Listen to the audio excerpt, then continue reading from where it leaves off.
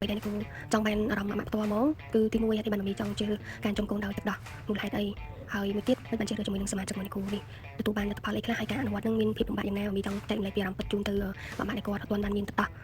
ដើម្បីគ្រប់មួយកូននឹងអារម្មណ៍ពិតមកអញ្ចឹងមិនមានថាយើងជួបបញ្ហាខ្លះការអនុវត្តប្រើប្រាស់កូនសព្វនិមិត្តនឹងមានធ្វើឲ្យយើងនឹងជួយចាប់អីខ្លាំងដែលយើងគាត់បានឬក៏ផលយ៉ាងណាដែលមិនទទួលបានហ្នឹងណា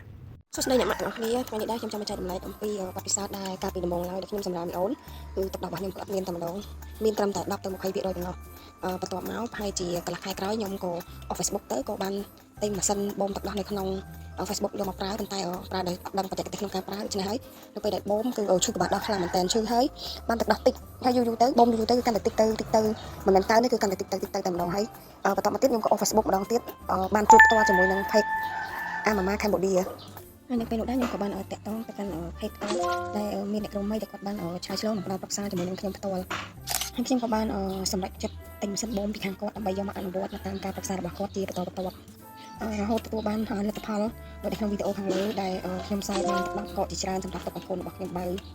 អារម្មណ៍ខ្ញុំជាម្ដាយផ្ទាល់គឺសប្បាយចិត្តខ្លាំងមែនទែននៅពេលដែលទទួលបានលទ្ធផលមួយដែលល្អនៅក្នុងការផលិតទឹកដោះដ៏ល្អសម្រាប់ឲ្យកូនខ្ញុំមូលហេតុដែលខ្ញុំចង់បម្រើកូនដោយទឹកដោះផ្ទាល់គឺដោយសារតែខ្ញុំអត់ចង់ឲ្យកូនបើម្សៅទឹកដោះគោព្រោះខ្ញុំមានប្អូនផ្ទាល់មួយដែលគាត់បើម្សៅទឹកដោះគោគឺមានផលវិបាកច្រើនដូច្នេះហើយខ្ញុំក៏រកវិធីណាដែលអាចបង្កើនទឹកដោះរបស់ខ្ញុំហើយឥឡូវខ្ញុំក៏ទទួលបាននៅលទ្ធផលមួយដែលល្អសម្រាប់ការប្រើប្រាស់ម៉ាស៊ីនផ្ទាល់គឺមានការងាយស្រួលបូមខ្លាំងមែនតើនៅពេលដែលបូមគឺมันធ្វើឲ្យយើងឈឺនៅក្បាលដោះហើយបូមបានទឹកដោះច្រើនបូមចេញអស់ពីទ្រូងចង់បញ្ជាក់ប្រាប់ម៉ាក់ទាំងអស់គ្នាថាបើសិនជាមានបញ្ហាដែលជួបប្រទះដូចជាខ្ញុំហើយចង់បាននៅទឹកដោះដើម្បីឲ្យកូនបើដែលមានជីវជាតិល្អកុំភ្លេចជ្រើសរើសប្រើប្រាស់ជាមួយនឹងម៉ាស៊ីនប្រើផ្ទាល់អំពីខាងAmama Cambodia អរគុណ